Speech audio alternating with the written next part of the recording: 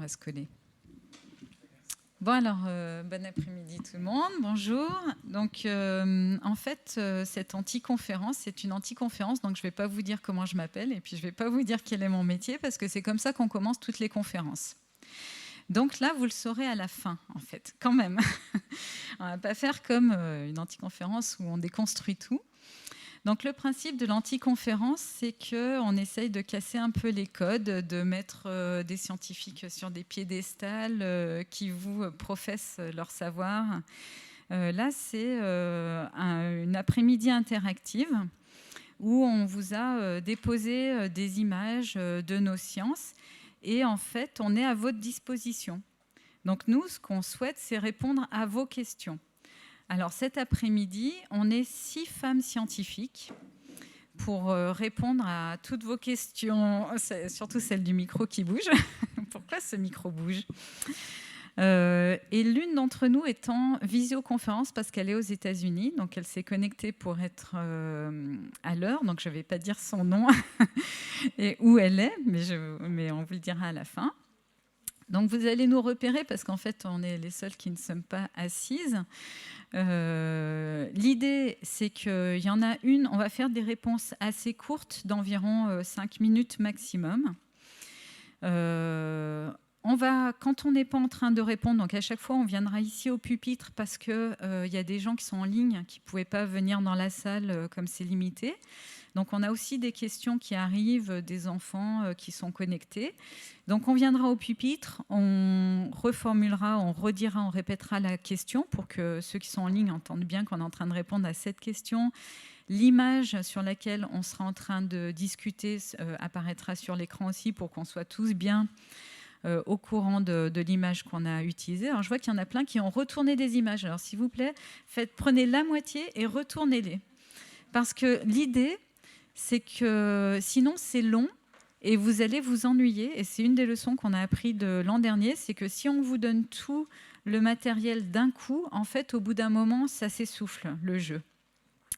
Donc, comme on ne veut pas s'essouffler, vous en gardez 5-6 du bon côté, puis à un moment donné, quand vous en avez assez de vos images, eh ben, vous allez piocher au milieu et prendre une nouvelle image.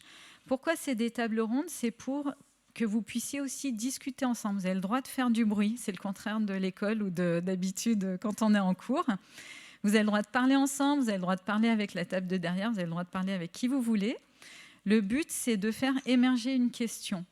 Donc, vous avez le droit de vous expliquer des trucs aussi, entre vous, si vous voulez, si vous avez des idées, si vous dites « Ah, bah tiens, moi, ce truc-là, ça me fait penser à ça. » Voilà.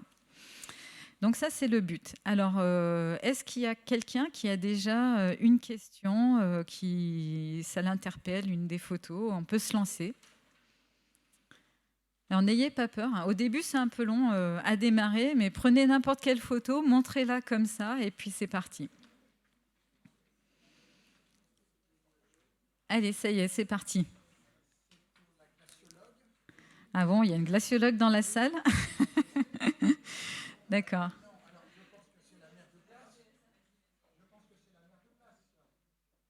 Alors, quelle est la question ?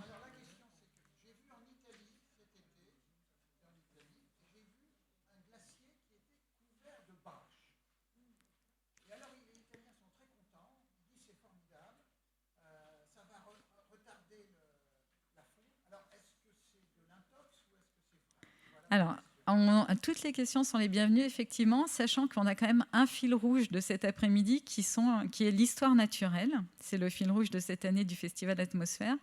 Et que ce qui nous intéresse cet après-midi de discuter, vous allez voir que ça va très très loin, ce qu'on appelle l'histoire naturelle. C'est l'histoire naturelle, notre relation avec notre environnement, comment l'environnement joue sur les espèces et comment les espèces jouent sur l'environnement. Donc cette question, elle est parfaite pour commencer. Et donc, il y a quelqu'un qui va venir répondre en reformulant la question, en la répétant.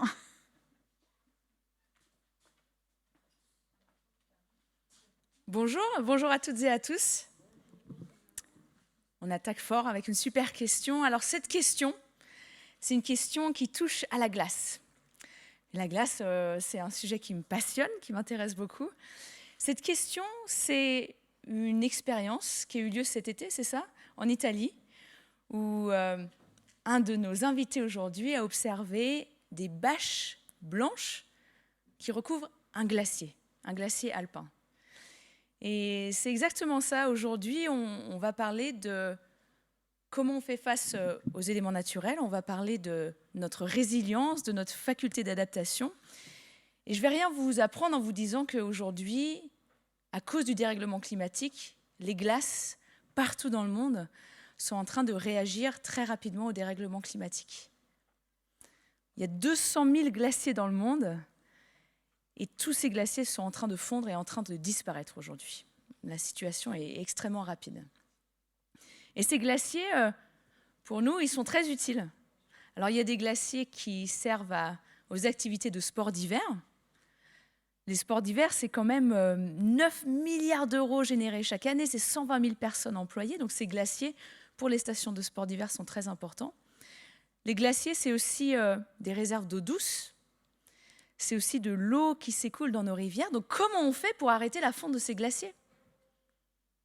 Est-ce que vous avez des petites idées? C'est pas évident. Alors, c'est vrai que dans les stations des Alpes, une des premières solutions qui a été trouvée, c'est justement d'installer des bâches blanches sur ces glaciers.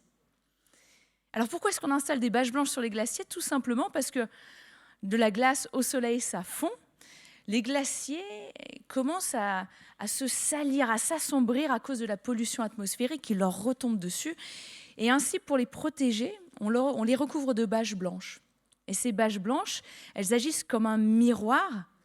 Elles réfléchissent les rayons du soleil et permettent de garder les glaciers les plus froids possibles pendant l'été. Et ce n'est pas anecdotique, ces bâches blanches. Ça marche super bien. Des bâches blanches, ça permet d'éviter la fonte de mètres et des mètres d'épaisseur de glace chaque été. Mais quand je vous dis qu'il y a 200 000 glaciers dans le monde, on ne va pas aller installer des bâches sur chacun de ces glaciers. Donc certes, ça marche sur des échelles locales, très locales, pour des endroits, des régions, des villages, des stations de ski qui ont les moyens d'installer ces bâches-là, mais c'est certain que ce n'est pas à coup de bâches blanches qu'on va sauver les glaciers dans le monde. Ce n'est pas en mettant des pansements sur les glaciers qu'on arrivera à les sauver. Je ne vais pas m'enflammer trop vite dès le début. Ah oui, exactement. Donc pour faire le lien avec la photo, vous avez bien reconnu une photo de la mer de glace ici. Donc le plus grand glacier des Alpes continentales françaises. Et c'est vrai que j'ai eu la chance de mettre certains de ces signes. Alors, chance entre guillemets, j'étais fière de pouvoir participer à cette pédagogie, à cette éducation qui montre en fait le niveau du glacier à certaines années. Et la mer de glace, en un peu moins d'une centaine d'années, a perdu 200 mètres d'épaisseur. Et c'est un glacier qui est en voie d'extermination aujourd'hui. Et la mer de glace, on met quelques petites bâches blanches au niveau de la grotte de la mer de glace, mais on ne peut pas recouvrir tous les kilomètres de ce beau glacier, malheureusement. Merci pour cette première question. Alors, on va enchaîner. Qui d'autre a une petite question, une petite piste? Ouh là là, je sens que je vais demander un petit peu dans d'autres tables. Dites-moi au fond, là, j'ai l'impression que ça discute. Ça discute.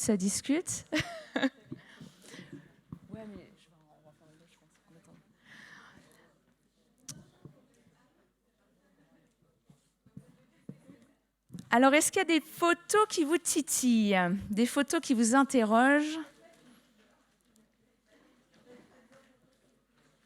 Attention, on va commencer par désigner des tables.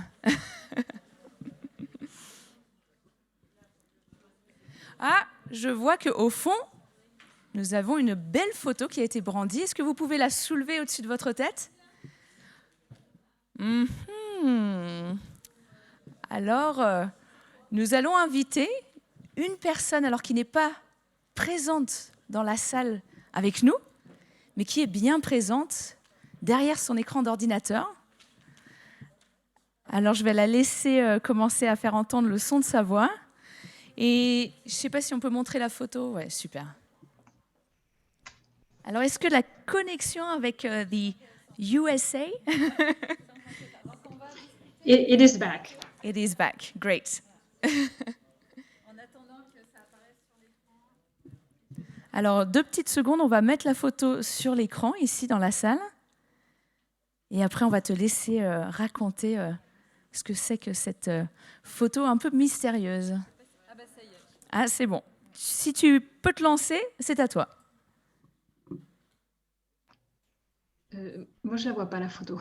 Ah bon. Donc, je ne sais Écoute, pas de quoi il Lucie, s'agit. vas-y, c'est celle avec, je ne sais pas comment dire, des myriades de petits cercles. C'est celle-ci, ta photo. Ah. On dirait un puissance 4 version... Et c'est un puissance 12, parce que on a 144 petits trous. En fait, c'est... bon, pour ceux qui connaissent l'impression 3D, c'est quelque chose qu'on a dessiné et imprimé en 3D dans mon laboratoire. Et en fait, dans chaque petit trou, on va pouvoir mettre une graine pour faire pousser des petites plantes qui s'appellent des microgreens et qu'on laisse pousser seulement 7 à 14 jours et qu'on récolte après ça. Et on a fait ça parce que la particularité de ce système, c'est que ça va nous permettre de faire pousser ces plantes-là dans un environnement qui est celui de l'espace et pouvoir les récolter sans qu'on ait des plantes qui flottent partout. Alors, est-ce que je continue ou... Oui, continue, Lucie. Dis-nous en plus. Pourquoi tu veux qu'on fasse des choses pour manger dans l'espace? Qui est-ce qui a besoin de manger? Donc, on travaille sur la production de nourriture pour les astronautes à l'aide de plantes. Et on fait ça à l'heure actuelle. À l'heure actuelle, on a de la nourriture, enfin quelques plantes qui poussent sur la station. C'est plus à l'échelle d'une démonstration qu'à grande échelle. Et puis, on fait des recherches pour avoir des plantes qui poussent à grande échelle et pour les missions longue durée. Et là, en ce qui concerne les microgreens, en fait, on est dans le cas de petites plantes qui sont très riches en nutriments parce qu'elles sont petites, donc ce n'est pas dilué dans toute la plante. Et c'est un des problèmes qu'on rencontre en fait avec la nourriture qui est préemballée, c'est qu'au bout de quelques années, on n'a plus les vitamines nécessaires pour les astronautes. Donc si on arrive à régulièrement avoir ces petites plantes qui poussent assez vite, qui peuvent emporter dans la mission, on va pallier à ce manque de vitamines. Maintenant, si on imagine ce système en impesanteur, bien sûr, récolter ces plantes, ça va poser des problèmes. Parce qu'elles sont vraiment petites et donc elles vont aller partout. Donc, on est en train d'étudier des méthodes pour les couper et les emballer sans que ça contamine toute la cabine. Et donc, on va tester ça en vol parabolique dans 1 mois. Et à ce moment-là, je pourrais en dire plus sur comment on va s'y prendre. On a quelques idées pour l'instant. Voilà, donc ça, c'est pour les microgreens et les plantes dans l'espace. Et pourquoi ce design-là? Ça permet aussi de ne pas avoir de contamination entre les racines et la plante. Les racines sont en général pleines de microbes. Et on veut éviter ça dans l'espace. On ne veut pas que les astronautes soient en contact avec des choses qui soient potentiellement pathogènes. Donc, ce système permet une bonne séparation et donc une récolte qui est plus facile. Voilà, donc vous voyez que l'histoire naturelle, ça s'expand petit à petit, on expand notre environnement. Et là où on peut penser qu'il y a des choses qui sont assez faciles et qui sont faites pour sur Terre, ne croyez pas que ça va être très facile de faire des choses faciles ailleurs qu'ici. Donc, merci beaucoup, Lucie. Elle réinterviendra si vous choisissez encore une fois une de ces photos qu'elle a proposées. Alors, qu'est-ce que vous avez d'autre comme photos sous la main? Oui? Oui? Des plantes plutôt que des... Ouais, alors normalement, le but du jeu, c'est de partir d'une photo. Mais le temps qu'une autre question émerge, parce que sinon, en fait, on ne tourne pas sur l'histoire naturelle. Là, on va partir sur l'alimentation, par exemple. Mais bon, Lucie, en 1 minute, si tu peux faire une réponse. Donc la question, c'est quel est l'intérêt d'avoir des plantes pour avoir des vitamines plutôt que de prendre des compléments alimentaires, prendre des vitamines directement. Je ne sais même pas si c'est ton domaine. Hein, ça. Domaine, mais je connais la réponse parce qu'on parle avec les personnes qui s'occupent de tout le programme alimentaire des astronautes. En fait, les compléments alimentaires, ça va être le même problème que la nourriture préemballée. Au bout de quelques années, ces vitamines vont tout simplement se dégrader et il n'y en aura plus dans la boîte. Donc, il faut qu'on puisse en faire pousser. Enfin, faire pousser des vitamines, oui. C'est un peu bizarre, mais voilà, faire pousser des plantes qui auront les vitamines. Super, merci beaucoup. Alors, il y a une autre question. Oui. Alors, ça sera. Ça peut servir. Ça sera Bérangère, je pense. On voit que tout est artificiel, puis il y a des recherches, mais laquelle? Alors, je vais la montrer. La photo, ce sont des cratères, ou a priori, en plastique. Et puis vous avez une caméra qui regarde ça. Ça a l'air d'être très compliqué et très cher. On se demande à quoi ça sert. Ok. Ils ont vu laquelle c'était? Ouais, super. Tu veux y aller, Bérangère? Voilà, super. Voilà. Bonjour à tous. Oui, je comprends que cette photo suscite en effet quelques questions. Ce n'est pas un nouveau concept pour installer dans votre jardin ou dans votre atelier. Il s'agit en effet de reproduire un environnement lunaire afin de tester de nouvelles technologies. Donc, comme vous le savez tous, on parle beaucoup d'histoire naturelle. Aujourd'hui, cet après-midi, nous sommes tous, qu'on l'ait vu de nos propres yeux en live ou pas, marqués par les missions Apollo. J'ose dire aussi pour certains d'entre nous, les missions Lunacode des années 60-70. Alors, quid de la Lune aujourd'hui? Est-ce qu'on connaît tout? Pourquoi on veut y retourner? Dans quelle perspective? Aujourd'hui, l'approche maintenant pour retourner sur la Lune est très différente du siècle dernier, pour plusieurs raisons. Notamment parce qu'on dispose de nouvelles technologies et qu'on souhaite explorer la Lune autrement, dans une perspective d'exploration, mais je dirais avec une volonté d'une exploration durable. Donc ce n'est pas dans un contexte géopolitique de compétition, ce n'est pas pour y rester quelques heures, quelques jours, c'est pour pouvoir au moins tenter de faire des séjours un peu plus longs et donc de trouver une solution pour s'adapter à notre environnement. Aujourd'hui, les technologies ont en effet énormément évolué. Je pense que vous êtes tous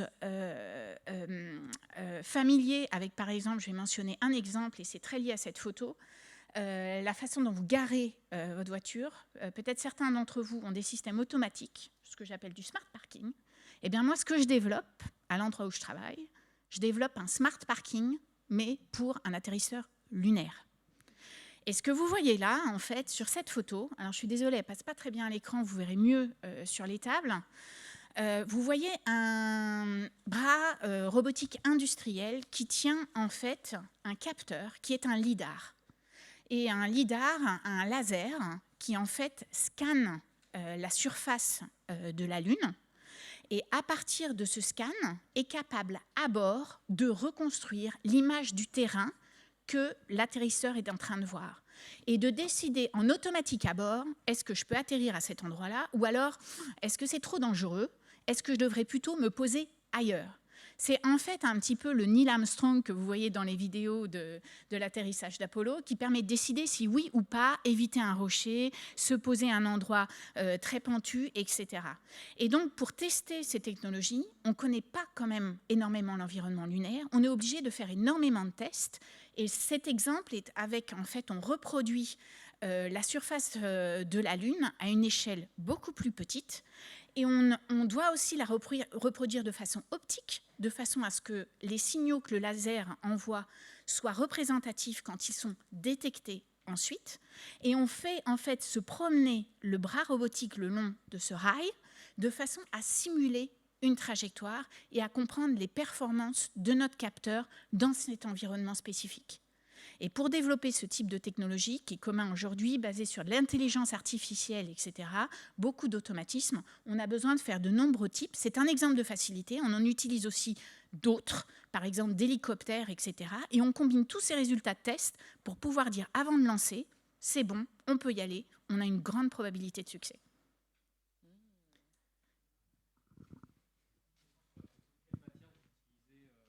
Pour reproduire un peu l'environnement qu'on voit sur la photo. C'est une texture un peu particulière qui ressemble à du sol lunaire pour les ondes. Non. Ouais, c'est pas une texture lunaire, parce que là, ce qu'on utilise vraiment, à chaque fois, on essaie de reproduire une particularité. Et là, ce qu'on essaye beaucoup de reproduire, c'est les différences, disons, d'altitude. Et aussi, on essaye de reproduire les performances optiques. Parce que toutes les technologies qu'on regarde aujourd'hui sont énormément en interaction avec l'environnement.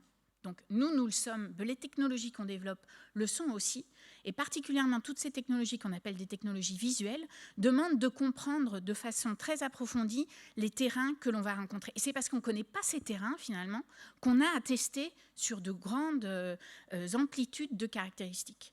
Et l'autre, on utilise aussi un coating qu'on ajoute en fait sur du plastique pour reproduire en fait des propriétés optiques.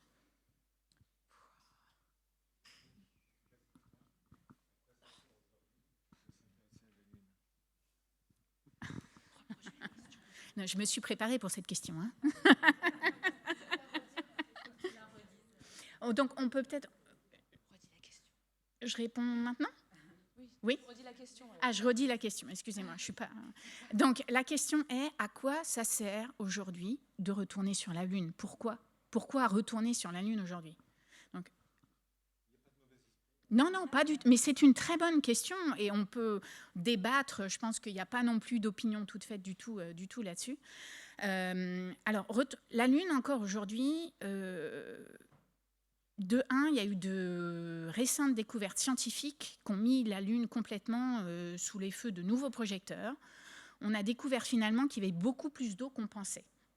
Et de l'eau qui n'est pas seulement située au pôle, parce qu'au pôle, c'est comme chez nous, Heidi l'a mentionné, il fait froid aussi sur la Lune, au pôle, en raison de conditions d'illumination. Peut-être qu'on reviendra là-dessus sur une autre des photos.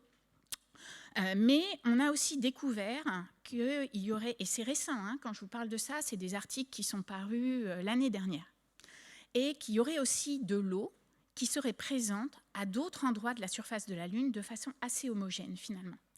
Et ça ouvre de nouvelles perspectives. La Lune, aujourd'hui, pour moi, fourmille. Dans le domaine lunaire, ça fourmille. Vous entendez peut-être parler aussi beaucoup d'acteurs privés. Certainement les vols suborbitaux, d'abord dans la sphère, disons, terrestre. Mais on s'étend, l'histoire naturelle fait qu'on s'étend au-delà de la sphère terrestre. Et ces acteurs privés ont aussi dans le but de chercher des ressources. Et retourner sur la Lune, c'est aussi un terrain d'expérimentation finalement pour peut-être chercher des ressources dont on n'a pas encore l'idée aujourd'hui, avoir une bien meilleure idée quand même de réponse à des questions qu'on n'a toujours pas sur la Lune, notamment par exemple cette eau, on ne connaît pas exactement quand même sous quelle forme elle est, on ne connaît pas exactement à quel endroit. Il y a encore énormément, contrairement à ce qu'on peut penser, il y a encore beaucoup de questions sur la Lune qui n'ont pas encore été répondues. Ah, d'où vient l'eau ? Si on le savait, c'est pour ça qu'on développe notamment des instruments qui permettent d'aller à la surface de la Lune, parce qu'on a beaucoup de mesures en orbite, mais aller à la surface de la Lune et vraiment voir cette eau, la mesurer, faire des mesures, comme Heidi fait exactement avec du carottage par exemple. Je développe aussi une foreuse lunaire, une perceuse lunaire, comme ce que vous avez chez vous, pour aller percer dans un sol glacé, exactement comme Heidi, pas sur Terre, mais en fait au pôle lunaire. Et à partir de là, on est capable d'évaluer qu'est-ce qu'il y a comme quantité d'eau, mais aussi de ce qu'on appelle de volatiles. Et les volatiles, on espère peut-être pouvoir les utiliser plus tard pour changer complètement notre perspective d'exploration de la Lune. Puis la Lune reste quand même le plus proche satellite de nous. On parle de 380 000 kilomètres, c'est tellement près. C'est tellement, quand on regarde toutes les autres contraintes de mission spatiale qu'il y a, par exemple, pour aller sur Mars, où il faut y aller tous les 2 ans, un voyage très très long, finalement, même si ça reste, et ça c'est quelque chose que je voulais mentionner aujourd'hui, extrêmement difficile d'y aller, même si les Américains et les Russes, et maintenant les Chinois y ont déjà été, ça reste toujours un chef-d'œuvre de techno, de science et un chef-d'œuvre humain à la fin, et ça reste extrêmement difficile. Je m'arrête là, je ne veux pas être trop longue non plus. On a une question par là. Ouais. Alors, moi, j'ai une photo qui ressemble un peu à une salle de laboratoire de recherche. Et du coup, je me demande qu'est-ce qu'on peut bien effectuer comme recherche. Enfin, est-ce que c'est ça déjà? Et qu'est-ce qu'on peut bien tester ou rechercher là-dedans?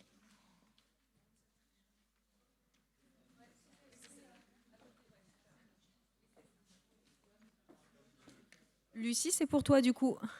C'est bien ce que je pensais. Donc la photo que vous voyez, c'est la photo d'un démonstrateur au sol du projet Mélissa. Donc, je vais vous en dire un petit peu plus.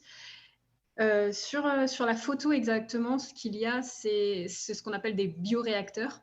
Donc, à l'intérieur, on a sur celui de droite une microalgue qui pousse avec la lumière que vous voyez sur les comment on dit, vous voyez des lignes verticales, en fait, c'est des panneaux de lumière pour la microalgue. Sur celui de gauche, vous avez plutôt une bactérie. Alors, je vais donner un petit peu de contexte là-dessus. Le projet Mélissa, c'est un projet de l'Agence spatiale européenne qui a pour acronyme Mélissa, mais c'est pour Micro-Ecological Life Support System Alternative.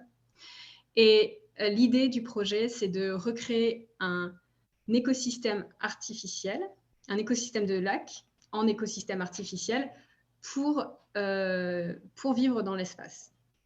Donc, on a, comme dans l'environnement naturel, on a plusieurs fonctions qui sont représentées par des compartiments. Donc, il y a 3 compartiments microbiens qui vont dégrader les déchets organiques de l'équipage. Donc, les selles et l'urine sont dégradés par ces compartiments. Et puis ensuite, à la fin de cette dégradation, on a des éléments qu'on peut donner à des plantes et à des microalgues. Et donc, ces plantes et ces microalgues vont utiliser ces éléments comme nourriture, utiliser le dioxyde de carbone de l'équipage pour faire de la photosynthèse. Et comme ça, on a une régénération de l'air. Elles produisent de l'oxygène. On a aussi une régénération de l'eau parce que les plantes transpirent. Et on a production de nourriture. Les microalgues participent aussi à cette production de nourriture. C'est de la spiruline dans ce cas-là. Et on a donc comme ça une boucle fermée qui permet de tout recycler et de n'avoir besoin vraiment que d'un minimum d'intrants pour survivre. Donc, c'est un projet qui est en cours depuis plus de 30 ans. C'est un projet de recherche qui est très, très gros. Il y a énormément de choses à comprendre avant de pouvoir envoyer l'ensemble dans l'espace, mais il y a certains petits bouts qui ont déjà volé, notamment le photobioréacteur. On dit photobioréacteur, photo pour la lumière et bioréacteur pour donc les réacteurs qui permettent de faire pousser donc la spiruline. Donc celui de droite, il a été envoyé en version miniature sur la station en 2018 et il a très très bien fonctionné.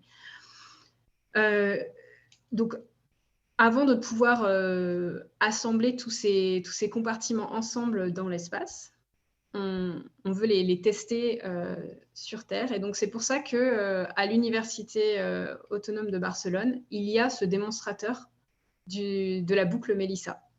Et là, ce que vous voyez, c'est juste une partie du démonstrateur avec 2 compartiments qui sont reliés et qui permet... Et donc, il y a le compartiment de gauche qui alimente celui de droite. Alors, ils ne sont pas reliés... sur toutes les phases, mais récemment, ils ont relié donc, la phase gazeuse et, si je ne dis pas de bêtises, la phase liquide était bientôt, presque reliée aussi, ou alors ils l'ont fait récemment. La phase gazeuse, c'est-à-dire qu'on va avoir l'oxygène qui est produit par les microalgues, qui est relié à un habitat où on a des rats en ce moment qui respirent cet oxygène. Et le dioxyde de carbone expiré par les rats va servir aux microalgues. Et puis, la nitrification, donc c'est le processus qui permet de transformer donc tout. C'est le cycle de l'azote. Donc tout ça, c'est fait dans le compartiment à gauche et ça permet de nourrir, entre guillemets, le compartiment à droite. Et donc c'est ça qu'on voit dans cette salle, c'est le démonstrateur au sol. Voilà. Donc, et tout ça, c'est ce qu'on appelle donc, des systèmes support-vie biorégénératifs. Régénératif parce qu'on peut tout recycler et bio devant parce qu'on utilise des organismes vivants pour le faire. Bien sûr, on ne se base pas que sur la biologie. Vous voyez bien, il y a quand même énormément de chimie et de physique qui est impliquée dans ces procédés. Mais voilà, on appelle ça des systèmes support-vie biorégénératifs. Et l'idée, c'est de se servir de ça pour pouvoir survivre dans l'espace. Alors, peut-être pas la boucle complète, mais au moins avoir des bouts de cette boucle qu'on peut intégrer dans des systèmes plus gros. Super, merci beaucoup, Lucie. Je crois qu'il y a une autre question là-bas. Allez, c'est parti. C'est pour cette belle image-là. Ah oui. Alors, revenons un peu sur Terre. Alors, je suis pris au dépourvu pour cette question. Vas-y. Pourquoi cette image, quel rapport avec toutes les autres images en termes de nourriture, d'alimentation, cartographie de l'univers? Quel rapport on peut trouver entre ce pingouin, ce manchot et toutes les autres images? Bonjour, moi je ne connais pas toutes les autres images, je les découvre avec vous. Donc oui, c'est un manchot, merci pour mes sensibles oreilles. On dit bien un manchot, effectivement tout le reste de la planète humaine dit penguin, pinguino, ce que vous voulez, mais nous c'est le manchot parce qu'on n'a pas voulu faire pareil. Donc c'est un manchot royal. Donc effectivement, quand on parle d'histoire naturelle, du coup... pour certaines personnes comme moi, on parle de la nature qui nous entoure. Alors, celle-là, elle nous entoure un peu plus lointainement que celle qu'on a sous les yeux. Et en fait, le rapport avec potentiellement d'autres images que vous avez sur la table, c'est l'histoire de l'adaptation. Et en fait, les manchots royaux sont un super exemple d'adaptation à l'environnement. Nous, humains, on s'est adaptés à nos environnements. Effectivement, les Inuits ne vivent pas comme nous et les gens qui vivent au sud de l'Afrique australe se sont adaptés à d'autres contraintes environnementales. Et les manchots, en fait, sont des oiseaux marins. Ça, je pense que ça ne vous avait pas échappé. Sauf que quand on réfléchit, ils ont quand même perdu beaucoup de caractéristiques des oiseaux. Ils ne peuvent pas voler, ce qui est quand même un peu, à la base, un peu contradictoire avec le mot oiseau. Parce que la plupart des oiseaux volent. Les manchots, il y en a peut-être, je ne sais pas, une dizaine d'espèces. Et effectivement, ils ont perdu cette faculté de voler. Et pourquoi ils ont perdu cette faculté de voler? Parce qu'en fait, ils se sont complètement adaptés à leur environnement marin. Et pour vous donner un petit... Alors, je ne sais pas si vous êtes très familier des oiseaux marins. Les oiseaux marins, c'est des oiseaux qui sont très particuliers. En fait, ils ne vivent quasiment plus jamais à terre. Et ils vivent 90% de leur vie en mer. Les premières années de leur vie, les oiseaux, ils naissent dans un nid ou pas de nid, mais en tout cas, ils naissent à terre quand même. Par contre, dès qu'ils sont en capacité de s'envoler ou de partir en mer, ils peuvent passer plusieurs années en mer. Donc, c'est le cas des albatros, on ne les voit pas avant leur 6e ou 7e année. Ils font que tourner en mer, ils ne reviennent pas. Donc, finalement, quand ils reviennent pour se reproduire à terre, trouver un partenaire et faire des poussins. Je ne dis pas faire un nid, parce qu'en l'occurrence, le manchot royal n'a pas de nid. Il n'y a pas de nid parce que là où il vit, déjà, il n'y a pas beaucoup de végétation. Il y en a. Celui-là, il vit à Kerguelen, enfin, s'il vit encore. Peut-être qu'il vit encore parce qu'ils sont assez longévifs, comme la plupart des oiseaux marins. Il y a des oiseaux qui vivent 70-80 ans pour les plus vieux, les albatros. Et les manchots, je pense que s'ils ne font pas de mauvaises rencontres avec un léopard de mer ou un orque, parce que ça arrive quand même, ils ont une vie un peu moins cool que la nôtre à certains égards. Du coup, s'ils ne font pas de mauvaises rencontres et qu'ils ne sont pas malades, ils vont vivre peut-être une vingtaine d'années ou une trentaine d'années. Donc, c'est des oiseaux qui sont longévifs. et qui se reproduisent pour eux, ils se reproduisent aussi de manière à s'adapter à leur environnement une fois tous les 2 ans. Parce qu'en fait, ils ont des reproductions longues parce qu'ils font un gros poussin. Et le manchot, c'est un oiseau qui fait entre 85 et 95 cm. Enfin, ça dépend s'il est ramassé ou s'il a envie de montrer qu'il est grand. Et il fait entre 12 et 20 kg quand ils sont bien gras, qui viennent pour la reproduction. Donc, ils font un gros poussin quand même qui fait 12-13 kg. Et pour faire un poussin qui va faire 13 kg, il faut faire un paquet de voyages alimentaires. Vous voyez ce que je veux dire? Il faut aller chercher un peu de calmars et de poissons. Et ils vont souvent les chercher loin. Et donc, eux, ils se sont complètement adaptés au fait d'aller chercher loin et de plonger. C'est des plongeurs. Donc, en fait, on ne parle plus d'ailes. On peut parler d'ailerons, mais en fait, on parle plutôt de palettes natatoires. C'est-à-dire qu'ils ont bien en fait, la même structure osseuse que les autres oiseaux, mais ils ont effectivement des os qui se sont transformés jusqu'à devenir une palette dure. Et si vous pouvez regarder la photo en détail, si jamais elle était ouverte devant vous, vous verrez que leurs plumes aussi sont très particulières. En fait, les oiseaux que vous connaissez, ils ont des plumes qui sont formées d'un rachis, c'est la tige centrale, et de barbes et de barbules qui offrent une certaine portance aux oiseaux. Et en fait, les manchots, quand on les touche, on a l'impression qu'ils ont tous des abdominaux en acier, ce qui doit être le cas, mais le dos aussi. En fait, ils sont relativement durs. Ils sont doux au toucher, mais durs, vraiment durs. Pourquoi? Parce qu'en fait, ils ont des couches très serrées de plumes, et ces plumes ne sont quasiment composées que du rachis. Elles leur permettent d'être extrêmement hydrodynamiques. Ça les isole de l'eau et du froid, bien sûr. Et en fait, a priori, on pense que ces plumes sont reliées à des muscles qui leur permettent les plumes s'orientent pour leur donner encore un meilleur hydrodynamisme quand ils se déplacent et pour aller plus vite. Parce qu'ils vont extrêmement vite dans l'eau. C'est comme des fusées, quoi. Et ils peuvent plonger jusqu'à 200 mètres de profondeur. Donc, ils ont tout leur corps qui est adapté à ça. C'est-à-dire qu'ils supportent la pression. Le crâne, il est modifié pour supporter la pression. Ils supportent la pression sur les poumons. Et quand ils reviennent à terre, finalement, ils nichent en immenses colonies de plusieurs millions d'individus. Donc, ils ont encore plein d'adaptations. Ils ont, par exemple, pas de nid. Donc, ils ont une plaque incubatrice, comme tous les oiseaux, c'est-à-dire sur le ventre. Hop, ils ouvrent leurs plumes. Et en fait, on voit une plaque toute rouge, qui est très chaude, ça fait plus de 40 degrés. Et quand ils ont un œuf ou un poussin, ils le mettent là-dedans. Et quand vous avez très bien l'image du manchot qui a son œuf sur les pattes. En fait, quand il ajuste en fait son ventre, en fait, il ouvre sa plaque, il enrobe l'œuf de ses plumes. Et voilà. Et son œuf, il le couvre comme n'importe quel oiseau à plus de 40 degrés. Leurs pattes sont toujours extrêmement chaudes. C'est incroyable. Ils peuvent faire ils sont les pattes dans l'eau et tout. Quand on les attrape et qu'on touche les pattes, elles sont super chaudes. On se réchauffe les doigts dessus. Hein. Voilà. Et il y a une autre petite particularité que je voulais vous dire à propos du manchot en termes d'adaptation à l'environnement. On a découvert grâce au manchot un peptide qu'on a appelé la sphénicine, du nom latin de la famille des manchots, de la famille des sphénicidés, et qui, en fait, est une molécule qui permet de conserver la nourriture. En fait, les manchots, quand ils vont chercher de la nourriture pour leurs poussins en mer, alors les manchots empereurs, ça peut être des voyages très longs, mais les manchots royaux, ça a des voyages de quelques jours à 2 semaines. Et donc, en fait, souvent, ils vont se nourrir. D'abord, les oiseaux marins commencent à aller en mer, ils se nourrissent pour eux. Et puis, à un moment, ils rentrent et ils vont rechasser pour leurs poussins. Sauf que vous, quand vous mangez, vous digérez. Et vous ne pouvez pas empêcher ça. Voilà, c'est impossible. Mais les manchots, eux, ils ont cette molécule particulière, en fait, ce peptide particulier, dans la sécrétion de leur estomac, qui fait que ça empêche la digestion et ça empêche le développement microbien, qui permet la décomposition des aliments.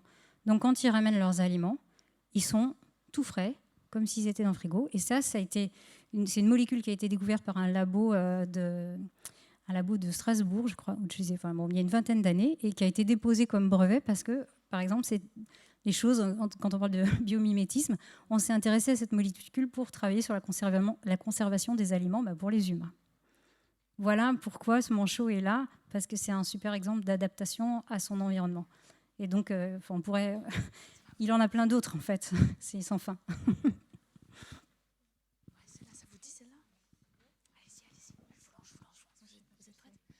Alors, on a une question ici. Alors, est-ce que vous arrivez à deviner ce qu'il y a sur la photo? Alors justement, je ne sais pas ce que c'est. J'imagine des nuages. Est-ce que vous pouvez la montrer à tout le monde? Voilà l'image.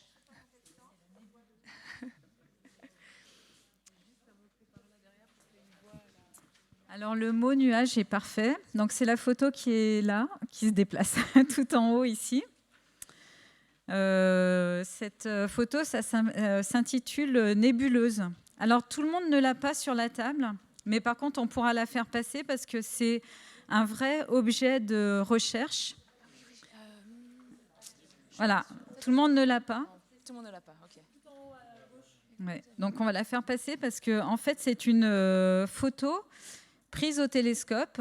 Donc c'est une photo prise sur plaque de verre, c'est-à-dire c'est vraiment le foyer du télescope sur plaque de verre et ensuite transférée sur du papier argentique. Donc c'est une vraie photo assez ancienne, de 1975 à peu près, que je vous ai sorti du labo. On a d'autres objets en fait qui vont circuler aujourd'hui. C'est une variation par rapport à l'an dernier. On vous a amené des objets du labo pour vous montrer un petit peu à quoi ça sert. Et donc cette photo-là, qui s'appelle donc la nébuleuse de Vela, c'est notre histoire. C'est vraiment notre histoire. Donc dans l'histoire naturelle, il y a un mot qui a été lâché qui est adaptation. Vous avez vu qu'on vous a parlé de l'adaptation de notre alimentation. Comment est-ce qu'on peut reproduire ne serait-ce qu'un lac, qui paraît un truc tellement simple, c'est très difficile à reproduire. Comment on va s'adapter si on doit aller sur des terrains qui n'ont pas la même luminosité, qui n'ont pas la même composition que ceux qu'on a ici? Comment est-ce qu'on peut s'adapter? Comment est-ce qu'on peut travailler pour s'y préparer? Comment on peut faire du biomimétisme, c'est-à-dire regarder ce que la nature a fait ici pour apprendre, si par exemple on n'a plus d'électricité, des frigos et des congélateurs, comment est-ce qu'on va conserver nos aliments? Donc vous voyez qu'on va aller tout doucement, la conférence va devenir peut-être un petit peu plus pointue, mais on peut aussi parler des temps astronomiques et pas des temps géologiques. Et cette nébuleuse de Vela, c'est pour vous parler du recyclage des éléments et de la fabrication des atomes. Parce que quand on parle de l'eau et d'où vient l'eau sur Terre, d'où vient l'eau qui est sur la Lune, d'où vient l'eau qui est sur Mars, il y a une autre photo qui tendra à répondre à cette question, donc je vais la laisser en suspens. Mais sachez que dans une étoile comme notre Soleil, ça commence à être assez connu, mais je vais quand même le redire, c'est une étoile à fabriquer des atomes, c'est une machine à fabriquer des atomes. Ce n'est pas une centrale nucléaire, comme sur Terre, où on casse des atomes qui ont été fabriqués par des étoiles, comme les atomes d'uranium. On les casse et on récupère l'énergie qui a été mise dedans par les étoiles.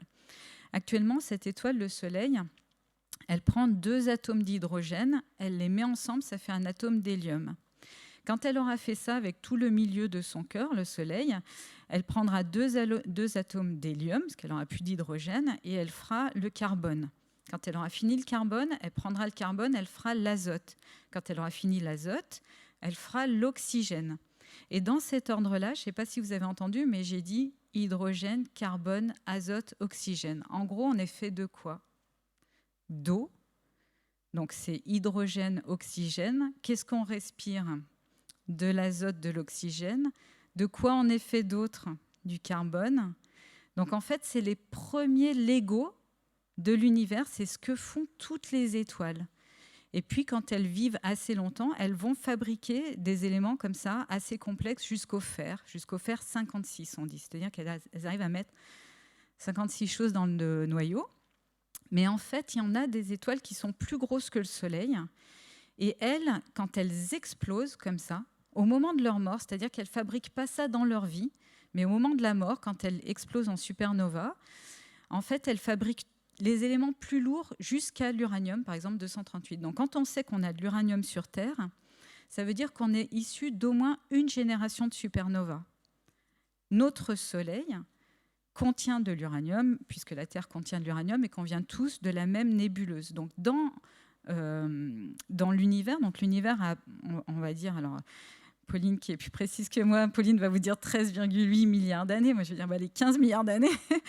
On est plus à ça près. L'univers a 15 milliards d'années. En fait, la Terre, le Soleil ont 4,5 milliards d'années.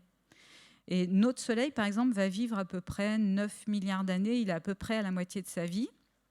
Mais en fait, on sait qu'on est déjà des enfants poussière d'étoiles. C'est ça cette terminologie. On est déjà issus de 1 ou 2 générations d'étoiles avant nous.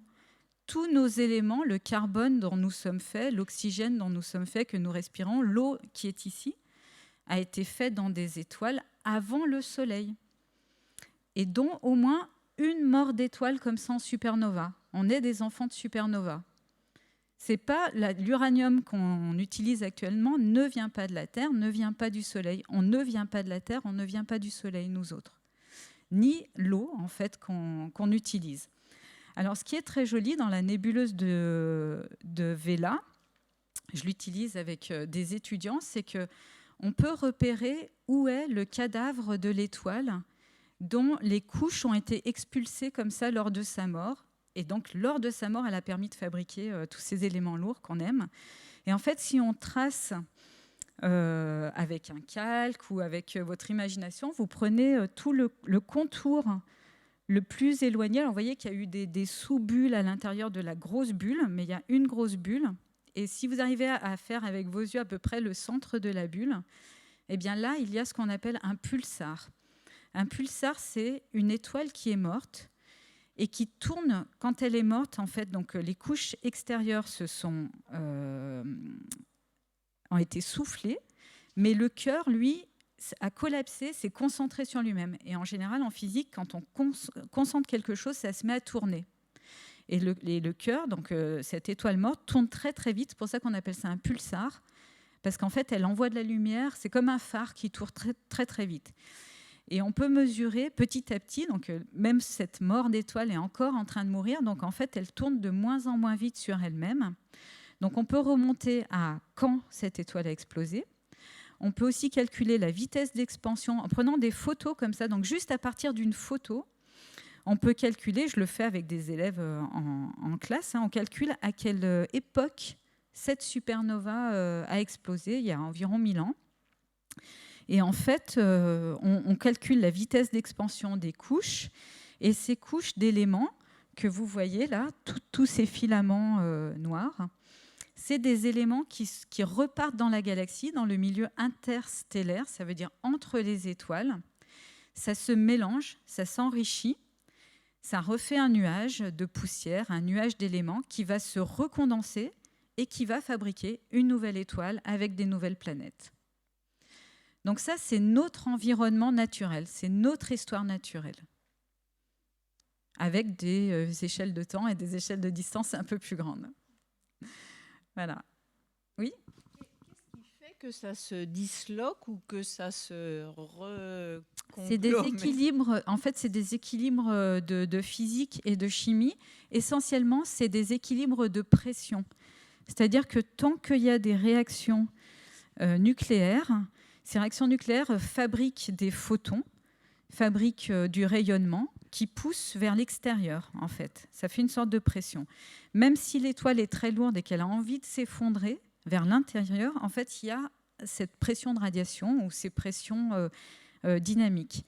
À un moment donné, quand ça commence à s'essouffler, les réactions à l'intérieur, ben en fait, les couches commencent à vouloir se collapser. Et ça peut faire des ondes de choc. Il y a un collapse de certaines couches d'éléments qui vont tomber sur des forces de pression, enfin des zones de pression plus denses qui sont différentes, et ça peut repartir dans l'autre sens, faire une explosion. Donc c'est de la dynamique comme ça. Donc le Soleil, qui est une étoile, qui est une belle usine à énergie, qui nous envoie du rayonnement chaud, qui nous envoie des particules. Et effectivement, dans cet équilibre, donc c'est quelque chose de très très stable. Vous voyez que tous les jours, on peut prévoir plus ou moins la météo. C'est une petite musique très très bien réglée, la physique nucléaire en fait. Mais vraiment au jour le jour. Enfin, vous voyez que là, il y a une éruption solaire. Bon, ça fait des aurores boréales. Enfin, c'est assez hallucinant, comme c'est très très bien réglé. Mais quand ça va commencer, par exemple, le Soleil, donc le Soleil, ce n'est pas une supernova, le Soleil, c'est ce qu'on appelle une naine jaune, une naine jaune-verte, en fait. Et nous, on la voit très jaune à cause de nos capteurs sensoriels, mais donc c'est une étoile naine. Elle ne va pas mourir comme ça, elle ne va pas mourir en supernova, elle n'est pas assez grosse, elle va mourir en géante rouge, en géante orange. Et donc, elle, au lieu de s'effondrer sur elle-même, au départ, elle va gonfler. En fait, elle va gonfler tout doucement en changeant de couleur. Et elle va gonfler, en gros, jusqu'à l'orbite de Mars. Donc, en fait, la Terre sera à l'intérieur du Soleil. Une fois qu'elle aura atteint l'orbite de Mars, ça va faire comme un soufflet, ça va lâcher, comme ça. Mais ça ne va pas faire des jolies dentelles comme ça. En fait, ça va être plus lent, plus gonflé comme fin d'étoile. On en observe on en observe beaucoup parce qu'il y a énormément d'étoiles. Ça fait qu'il y en a toujours une en train de mourir, une en train de naître. C'est comme ça qu'on connaît, en fait, c'est comme quand on regarde une population et qu'il y a des enfants et puis des moyens, puis des personnes âgées. On n'a pas besoin de regarder la même personne pour voir toute l'évolution. Donc, en fait, quand il y a 100 milliards d'étoiles, on voit toute l'évolution comme ça. Voilà. On va passer à une autre photo. Voilà. Celle-ci. C'est bon. Déjà, elle interpelle par ses couleurs. Et puis, est-ce que ce sont des étoiles vues de... Des étoiles ou une vue de la Terre, je ne sais pas. Alors, du coup, les couleurs d'abord. Donc, bon, peut-être juste avant les couleurs, qu'est-ce que c'est? Donc, on a une sorte de toile. Le terme de toile est tout à fait exact. C'est aussi le terme qu'on utilise dans mon domaine, qui est la cosmologie. Donc, on essaye de comprendre la formation et l'évolution de l'univers. Et là, ici, vous avez en fin de compte la toile cosmique. Donc, qu'est-ce que c'est la toile cosmique? Alors, avec Hélène, on avait déjà fait un bond dans les échelles de distance. On a parlé de galaxies et d'étoiles à l'intérieur de la galaxie. Là, je vais vous parler de ce qui se passe entre les galaxies et même de comment toutes ces galaxies se répartissent entre elles. La toile cosmique, c'est quoi? C'est tout simplement, en fait, la répartition des galaxies dans le ciel aux échelles les plus grandes. Et là, donc, pour revenir sur cette histoire d'échelle, là, vous avez une petite indication là en haut, donc dans une unité qui ne vous parle certainement pas, 125 mégaparsecs, on va juste s'arrêter au mégaparsec. Le mégaparsec, c'est une unité de distance qui est beaucoup plus appropriée pour les distances caractéristiques que je regarde, de distance entre galaxies. Pour vous donner une idée, c'est à peu près 500 millions d'années-lumière. Une année-lumière, c'est aussi une unité de distance. C'est la distance parcourue par la lumière en un an. Et donc là, on a 500 millions d'années-lumière. Je ne vous fais pas la transcription en kilomètres parce que j'y arriverai pas, en fait. Donc, 10 puissance 19 kilomètres, me dit Hélène. Donc vous imaginez 10, vous rajoutez 19 zéros, et on a l'équivalent en kilomètres. Donc autant vous dire qu'au bout d'un moment, on abandonne le kilomètre parce qu'on n'y arrive pas. Hein. Et donc du coup, donc là ici vraiment, donc on a en fin de compte vraiment le squelette. On est toujours en fin de compte dans notre histoire naturelle, hein, parce que c'est vraiment l'environnement dans ses plus grandes dimensions dans lequel on évolue. Il faut se dire que nous, dedans, on est un point en fait, parce que les points que vous voyez, chaque point que vous voyez, c'est une galaxie. Et la couleur, en fait, plus on va vers le jaune, plus on est dans des régions très denses de matière. Et qu'est-ce qu'on voit à partir de ces images-là? Donc ces images, on les obtient avec des ordinateurs. Ce sont des simulations numériques. On simule l'univers, c'est-à-dire qu'on va aller avec des ordinateurs, on va dire la quantité de particules qu'on veut. On va décrire l'interaction entre ces particules. Ici, dans cette simulation, c'est uniquement des particules qui sont massives et qui sont soumises à la gravité. Donc c'est plutôt simple, entre guillemets. Il n'y a que de la gravité. On dit à l'ordinateur donc les conditions initiales, l'équation qui régit le mouvement de ces particules, qui est donc dictée par la gravité, et on laisse l'ordinateur résoudre les équations jusqu'à, en fin de compte, aujourd'hui, où il y a 5 millions d'années, 5 milliards d'années, en fonction de ce avec quoi vous voulez comparer le résultat de la simulation et les observations. Donc là, c'est un outil, les simulations numériques, qu'on va utiliser pour tester nos modèles, parce que c'est nous qui disons à l'ordinateur toute la physique en fin de compte qu'il doit résoudre. On ne fait pas la résolution de l'équation parce qu'elle est compliquée, mais tout le reste, c'est nous qui disons à l'ordinateur ce qui se passe et ce qu'il doit faire. Donc on dit voilà comment moi je pense que l'univers se forme au niveau de ses composants et de sa dynamique, les lois qui régissent la dynamique. Et l'ordinateur donne en fin de compte ce genre de répartition des galaxies et on va comparer avec des observations. Donc je disais, la couleur, c'est donc la densité. Vous voyez normalement, alors si on avait une lumière un peu plus basse, on verrait mieux le contraste, peut-être que sur la photo vous voyez mieux. On a donc des filaments, on a des endroits donc, où il y a du jaune, c'est là ce qu'on appelle les nœuds de la toile cosmique. On a donc des filaments. Ce qu'on sait aujourd'hui, c'est que les galaxies se forment dans ces filaments, dans ces agglomérations de matière. Il y a des régions où on voit pratiquement que du violet, un peu ténu en fond. C'est plutôt du vide, il n'y a pas de matière. Et là où il y a du jaune, donc là où il y a les nœuds de la toile cosmique, c'est là où on a les amas de galaxies, les regroupements de galaxies, les structures les plus massives et les plus gigantesques dans l'univers. Donc voilà, ça c'est l'image la plus grande de votre environnement naturel à l'échelle du cosmos.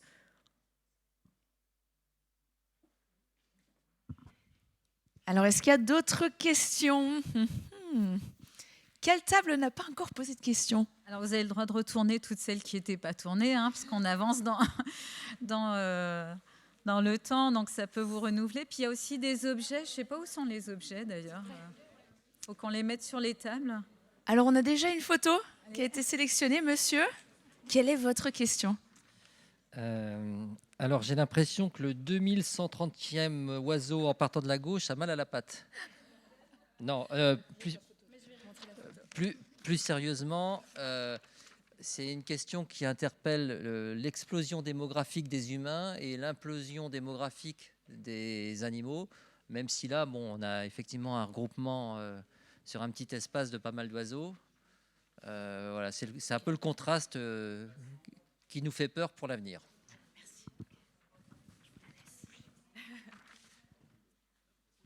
Donc en fait, votre question est autour un peu des tendances démographiques des oiseaux. Ah, des humains. Ça va être plus compliqué pour moi de répondre. J'aime mieux parler des oiseaux. Je n'y connais pas grand-chose dans la démographie humaine. Je sais comment on fait des bébés. Par contre, je peux vous parler de la démographie des oiseaux. Et surtout, en fait, cette photo, elle représente une colonie. J'aime bien parce que j'ai l'impression d'être grande. Je me penche pour parler, c'est génial. Cette colonie, je vous fais un peu voyager en même temps. Donc on était à Kerguelen tout à l'heure, c'est les îles subantarctiques françaises, donc très au sud de l'île de la Réunion. Et là, on est tout au nord de la Norvège. On est à 30 km du Cap Nord, donc un site extrêmement touristique parce qu'il est considéré comme le point le plus nord du continent européen. Et donc cette colonie qui est sur l'île de Storstappen est en face d'un village qui s'appelle Gjesvær.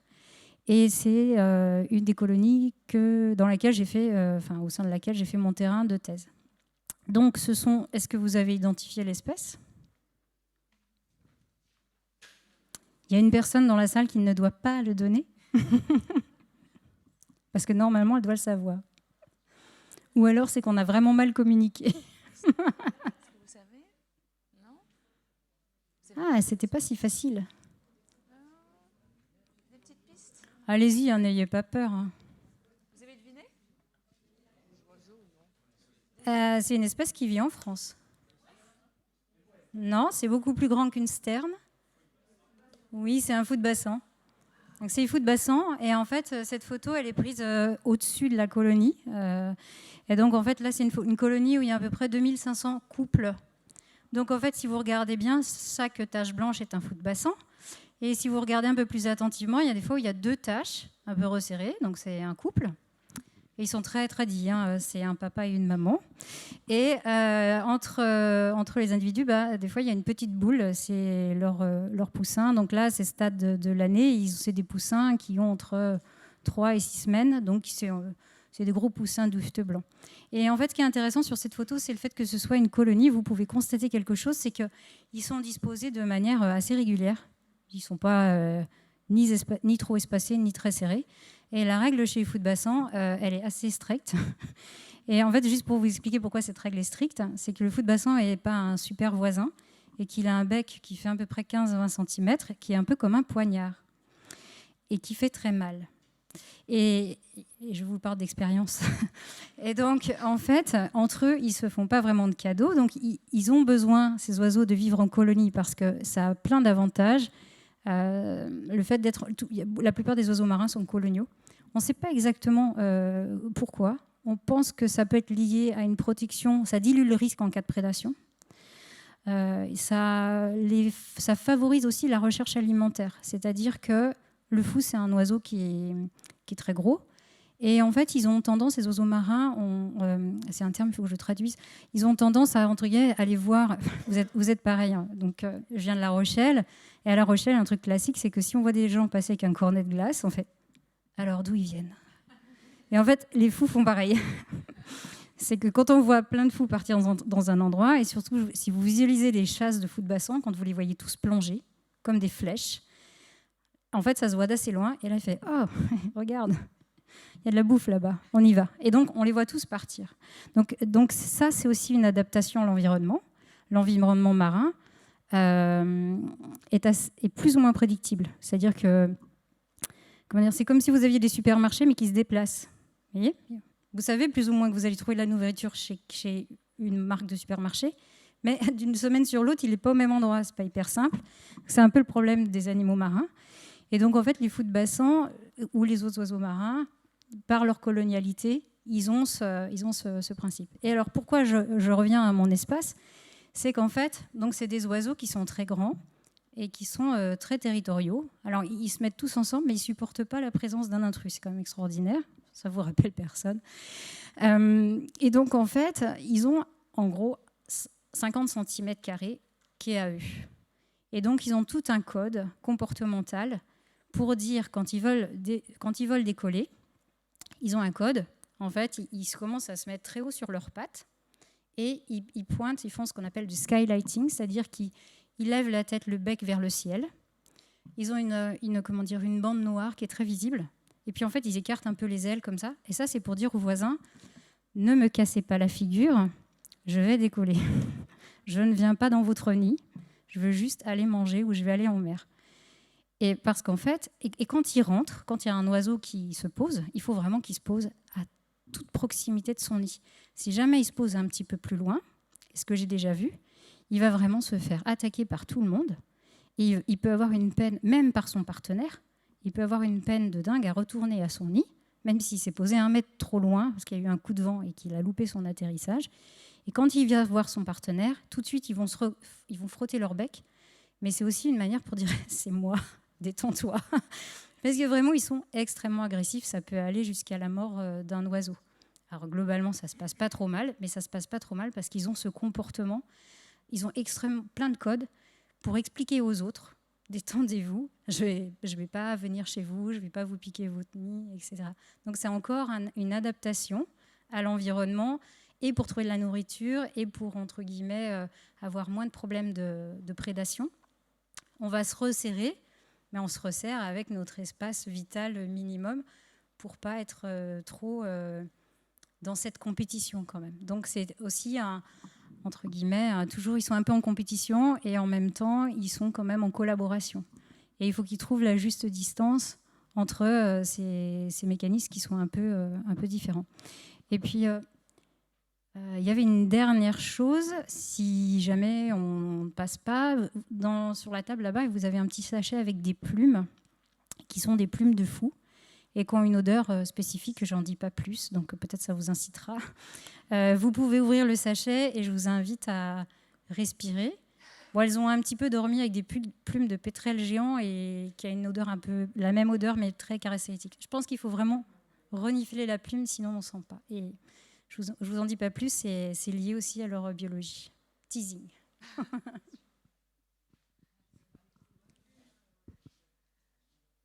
Alors on va continuer pendant qu'on renifle les plumes. Est-ce qu'il y a d'autres questions, d'autres photos? Je vais aller à la table juste à côté. Alors monsieur, quelle est votre question et qu'est-ce que vous voyez sur la photo? Une montagne, et quel est ce pionnier? Non, je sais pas. Voilà, je sais pas. Ok, super. Alors c'est cette photo, vous voyez, qui est en noir et blanc. Hein, où il y a l'air d'avoir pas mal de neige sur cette montagne. Est-ce que vous l'avez trouvée? Super, je vais vous la laisser. Merci. Hop. Je te laisse, Pauline. Tiens. Merci. Vous l'avez senti? Alors, est-ce que vous arrivez à savoir d'où elle vient, cette photo? Là, on a des belles montagnes. Est-ce que vous les reconnaissez? Alors, l'Himalaya, ok. Qui dit mieux?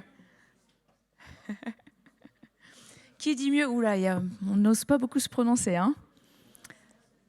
Allez-y, allez-y, il n'y a pas de mauvaise réponse. Enfin, bon, il n'y en aura qu'une qui sera la bonne finalement. Mais... Alors, on a des montagnes, je vais vous aider un petit peu, qui sont quand même recouvertes de glaciers. Oh, où est-ce que ça peut être? Est-ce que c'est l'Everest? Ce n'est pas l'Everest. Ce n'est pas l'Himalaya. C'est un endroit assez inhabituel pour qu'il y ait des glaciers.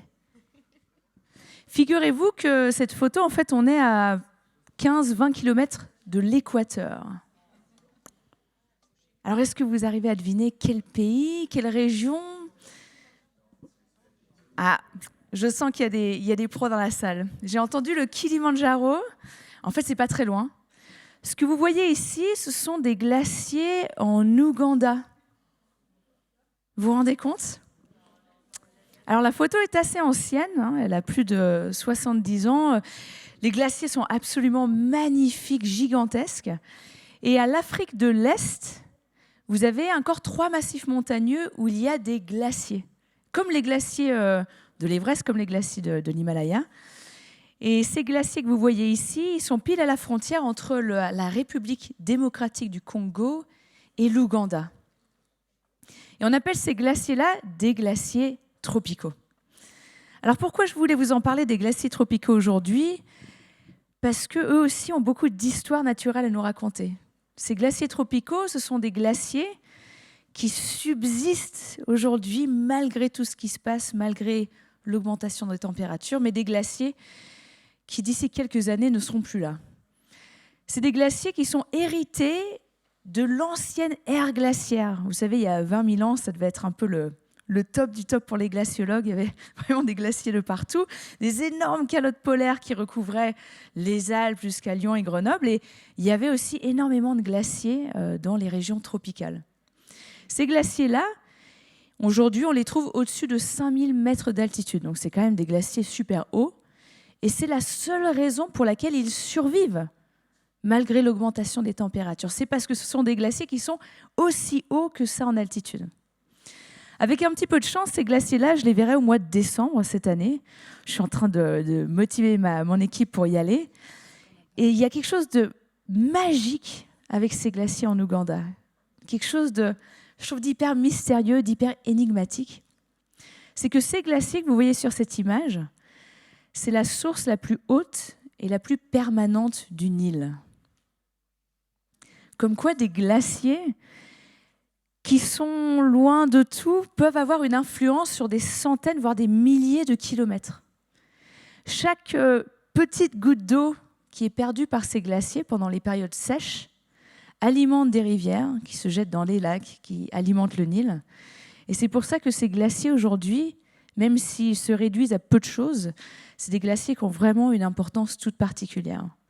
Et ces glaciers tropicaux, on les a un peu oubliés. Il y a très peu de scientifiques qui travaillent encore sur ces glaciers tropicaux parce que ce sont des glaciers qui sont voués à disparaître. On sait que ces glaciers-là, ils ont un seuil de tolérance assez bas en termes de réchauffement. Une fois qu'on a franchi les 1 degré d'augmentation de température, c'est trop tard pour ces glaciers. On ne peut plus les sauver. Et finalement, aujourd'hui, on a augmenté le thermostat de 1,1 degré en 150 ans. Ça peut paraître peu de choses, mais pour ces glaciers-là, c'est fini. C'est la mort de ces glaciers, exactement. Et quand on parle de ces glaciers-là, je voudrais aussi les rattacher à tout ce qu'il y a le long de ces rivières, toutes ces populations qui habitent le long du Nil, toutes ces espèces animales et végétales qui dépendent de l'eau de ces glaciers-là.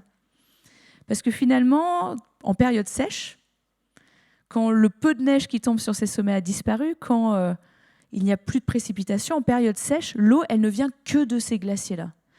Et c'est pour ça que ces glaciers tropicaux ont un rôle hyper important. Et j'espère pouvoir l'année prochaine vous ramener plein d'histoires de ces glaciers tropicaux en Ouganda.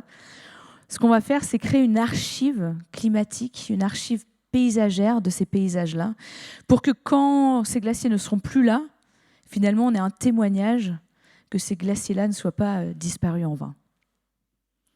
Je vous remercie. Est-ce qu'il y a une petite question rapidos de derrière les fagots? Allez-y. Alors la question est par rapport à la cartographie de ces glaciers-là. Voilà, alors ces glaciers sont quand même un petit peu étudiés. Le souci de cette région-là, c'est que c'est une région extrêmement nuageuse et que des satellites qui prennent des photos optiques ont beaucoup de mal à cartographier ces glaciers. Et surtout que ce sont des glaciers qui sont très petits maintenant. Plus ils sont petits, plus on a du mal à les cartographier. Donc c'est essentiel d'aller encore aujourd'hui sur le terrain. Ouais. On va continuer, on va enchaîner avec d'autres photos. Ouh là là, alors là on en a une bonne là. Alors est-ce qu'on peut amener le micro à ce monsieur? Allez-y si vous avez une petite question. En fait, quel est le rapport de la Pangée par rapport à toutes ces images? Enfin, si c'est une Pangée, une cartographie. Et Pauline va arriver pour répondre à cette question. Alors, en fait, notre besoin d'explorer, il ne s'arrête pas donc, au continent, à la Terre. Il ne s'arrête pas non plus au système solaire. Il va même en dehors de notre propre galaxie. On veut réussir à cartographier ce qui se passe aussi en dehors de notre propre galaxie. Et là, en fait, ce que vous voyez, donc, ça ressemble à un planisphère, mais en fait, c'est une carte du ciel. Donc... c'est pas grave. Donc en fait, donc sur la gauche, là où c'est écrit MZLS basse et decals, cette partie-là, en fait, c'est le ciel qui a été observé par un télescope situé aux États-Unis. C'est la partie hémisphère nord, mais du point de vue de la galaxie. Donc en fait, c'est le cap nord, le cap galactique nord. Donc c'est l'équivalent, si vous voulez, de notre hémisphère nord, mais si on se positionne par rapport à la galaxie, à notre propre galaxie. Comment on voit où est la galaxie? Alors en fait, on a... Je vais vous la montrer avec les doigts. Ouais. C'est écrit, ouais. Donc en fait, c'est l'espèce de vague comme ça qui se passe, voilà, que Hélène est en train de montrer. Donc ça, en fait, c'est la trajectoire de notre propre galaxie. Mais nous, ce qu'on veut faire quand on cherche à cartographier en dehors de la galaxie, on évite d'observer près de là où la galaxie passe, parce que ça va être des contaminations. On ne veut pas voir ce qui se passe dans notre galaxie, on veut voir ce qui se passe en dehors. Donc on observe au nord de ce plan galactique, ça va être le cap nord galactique, et on observe au sud de ce cap galactique, sur l'image de gauche. Et donc ça, c'est vraiment par rapport à ce qui est observable dans le ciel, c'est ce qu'on a déjà observé. Donc quand je dis quand on a déjà observé, je vous parlais tout à l'heure des simulations. Là maintenant, ça me permet de faire le lien avec les observations. Il y a un objet aussi sur une des tables qui fait un lien évident avec les observations. Je vous laisserai poser une question et le faire circuler. C'est que en fait, donc, on a à notre disposition des télescopes et on construit des télescopes toujours plus performants.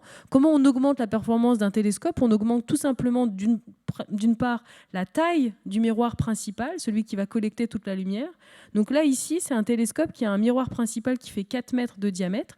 Et donc tous les soirs, on va observer le ciel, on va observer la lumière émise par les galaxies, on va collecter cette lumière et on va la faire passer dans un spectrographe. Un spectrographe, c'est quoi? C'est tout simplement un prisme.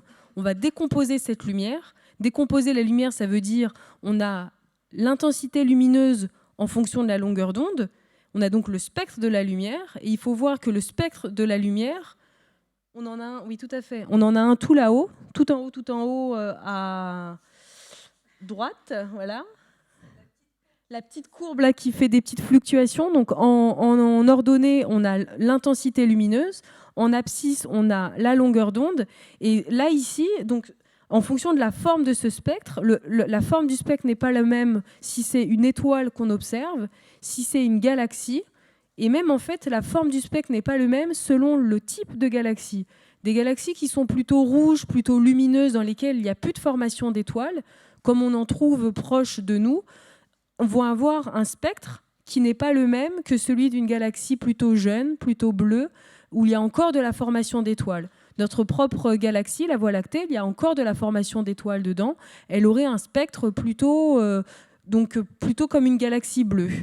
Si on regarde d'autres galaxies, c'est souvent des galaxies qui sont elliptiques, donc ça veut dire que la lumière, en fait, elle est la même dans toutes les directions, ça ressemble davantage à un point dans le ciel. Ces galaxies-là, c'est des galaxies rouges, dedans, il y a très peu de formation d'étoiles. Les galaxies où il y a de la formation d'étoiles, elles sont plutôt spirales, généralement. Et d'ailleurs, nous, on se trouve, au sein de notre propre Voie lactée, dans un des bras spiraux de la Voie lactée. Donc ici, voilà. Donc en fait, pour la petite anecdote, donc ça, c'est une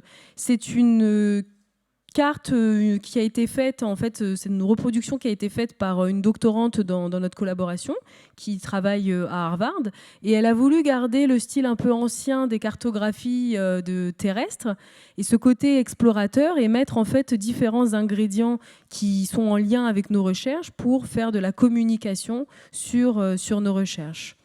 Voilà.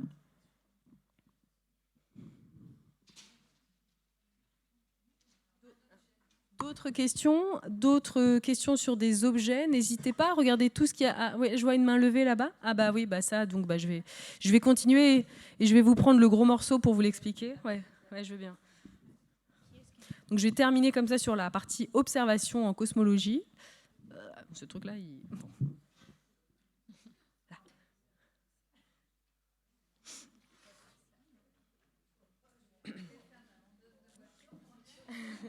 Alors, donc ce qui circule, c'est une plaque d'aluminium qui, en fin de compte, se met, comme l'a dit Hélène, se met ce qu'on appelle au niveau du plan focal du télescope.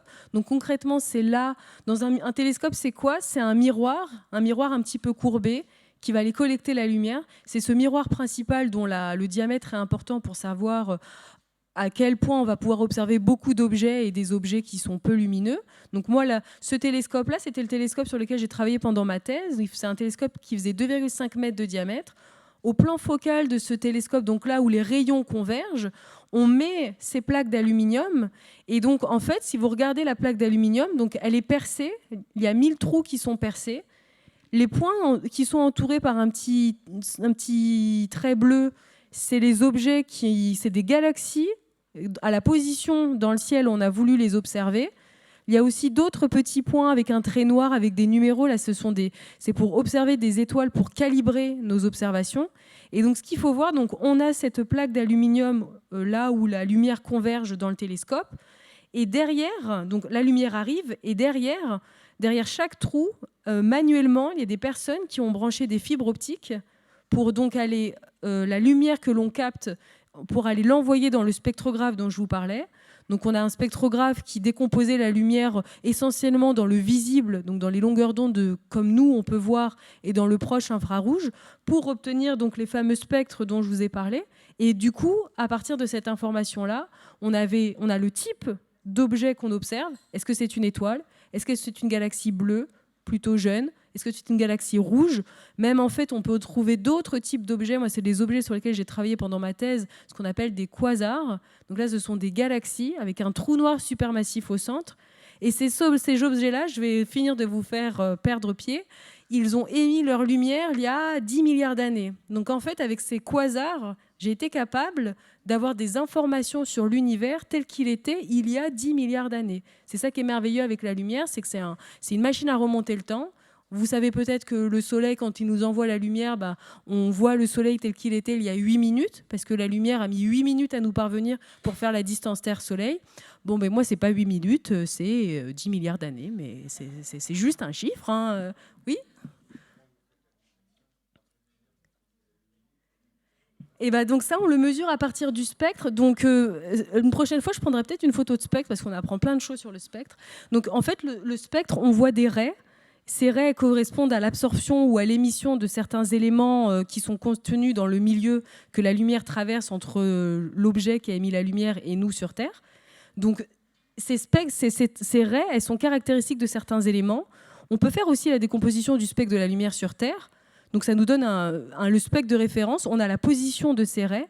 Maintenant, ce qu'il faut voir, c'est que pour une galaxie qui s'éloigne de nous, ces mêmes éléments qui ont été émis ou absorbés par la lumière le long de son chemin, ils vont se décaler vers des longueurs d'onde plus petites. Donc là, c'est l'axe des longueurs d'onde, elles vont se décaler plutôt vers nous. Donc au lieu de se trouver là, elles vont se trouver là. Et ce décalage de position entre la référence sur Terre et là, tel qu'on l'a mesuré par la galaxie, nous donne l'information de la distance parcourue ou la distance à laquelle la galaxie se situe de nous. Donc cette mesure, ce décalage vers le rouge, c'est ce qu'on appelle le redshift en anglais, décalage vers le rouge.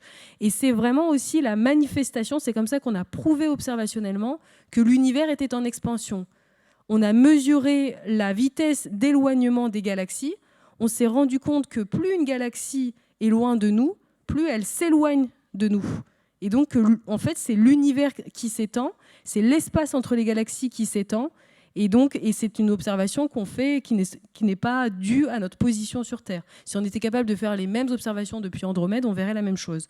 Donc c'est vraiment dans toutes les directions l'univers qui s'étend. Et nous, on fait ça. On fait ces mesures d'expansion de l'univers pour retracer l'histoire de l'expansion de l'univers et avoir des informations sur le devenir de l'univers. Est-ce qu'il va continuer de s'étendre, sur quelle vitesse il s'étend, pour répondre à ce genre de questions.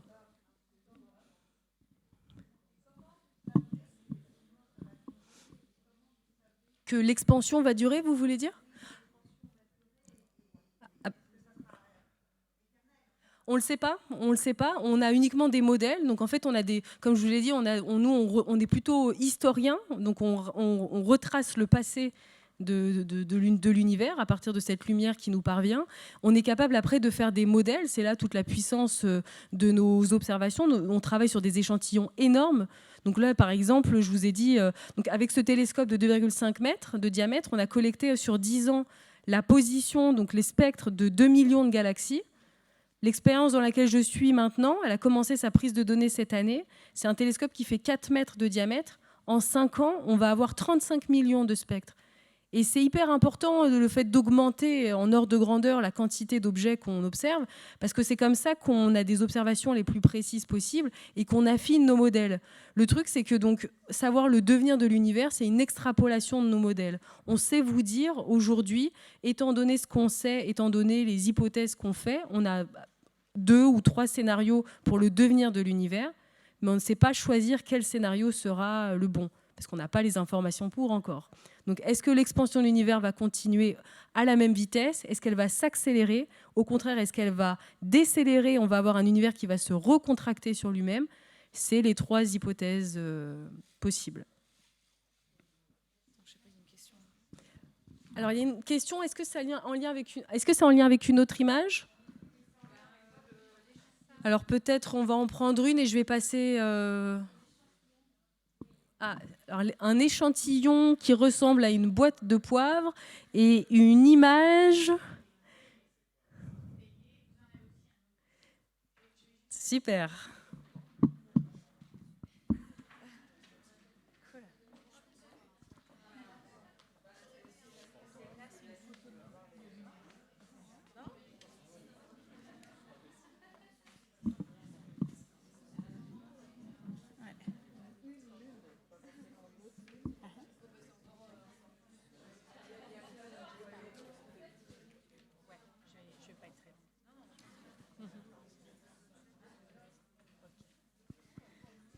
Donc, la question donc, est sur cette photo. Donc, en effet, quand on a parlé des glaciers, etc., des montagnes près de l'équateur, là, quand on pense à la Lune, je pense qu'on pense très souvent à des cratères.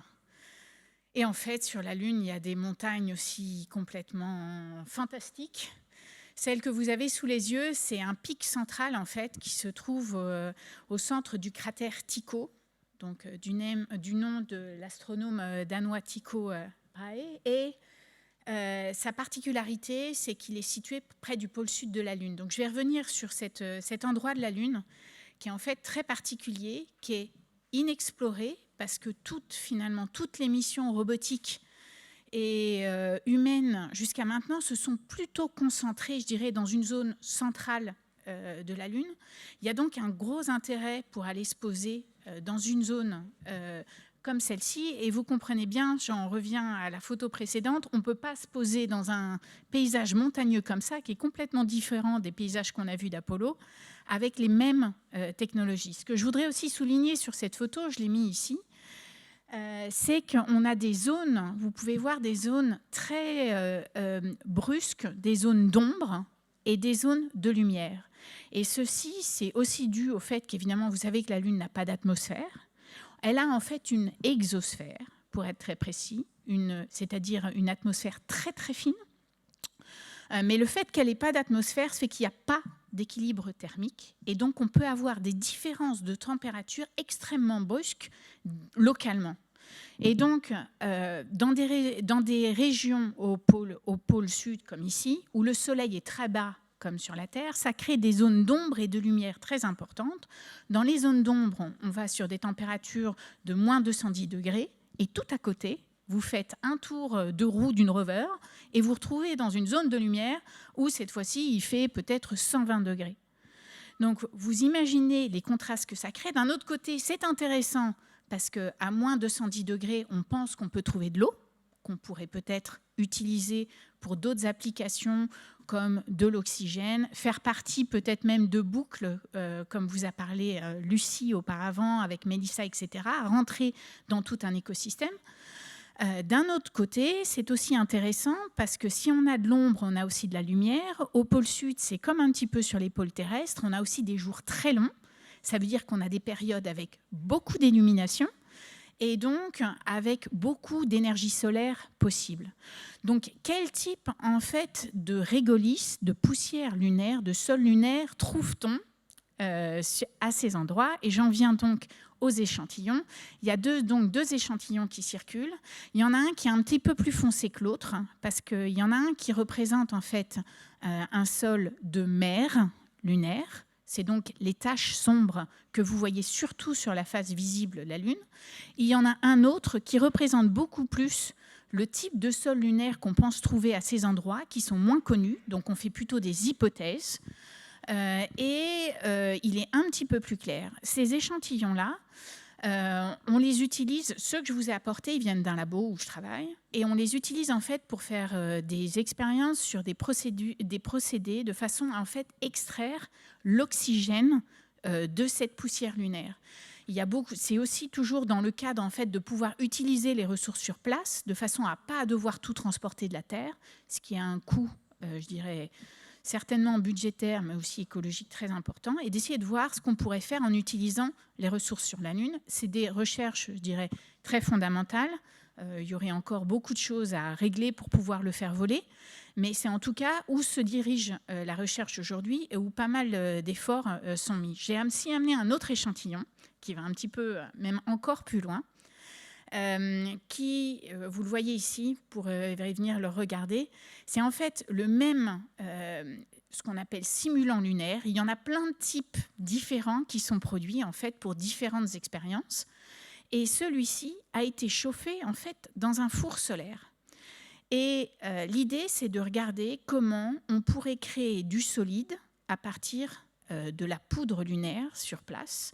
Et cet échantillon est en fait une suite de couches qui a été créée en concentrant l'énergie solaire sur de la poudre lunaire et en les mettant les unes par rapport aux autres, et les unes au-dessus des autres. Et en fait, certains labos arrivent même à montrer la possibilité de faire des briques, par exemple.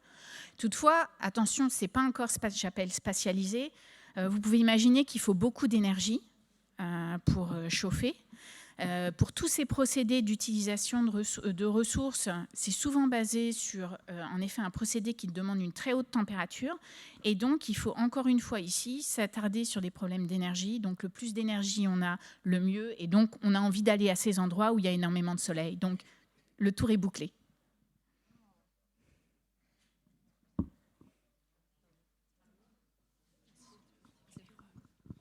Alors, est-ce qu'il y a d'autres questions ? Alors, on arrive tout doucement au bout du temps qui nous est imparti, parce que dans le festival, il y a plein d'autres choses. Voilà, on va éteindre. Alors, c'est quelle hauteur la montagne sur la Lune, Bérangère ? Voilà, en fait, déjà, on peut commencer à vous dire doucement au revoir en vous disant qui on est, mais la hauteur sur la Lune, Bérangère, de cette montagne. Ouais. Donc, 1600 mètres, celle-ci, et il y a des pics à 6500 mètres. Donc, ce que je propose, c'est que si vous avez une photo préférée, déjà, vous pouvez la choisir. Vous pourrez l'emmener. Et vous pouvez la brandir aussi pour qu'on voit un peu les différentes photos préférées de chacun. Ouais, d'accord. Et si vous avez... On va faire une photo de vos photos préférées. On va faire une photo de la salle avec les photos que vous avez préférées ou la thématique ou l'environnement naturel que vous préférez. Comme vous voulez. Si vous avez envie d'évoluer en manchot avec des petites plumes, vous avez le droit. Voilà.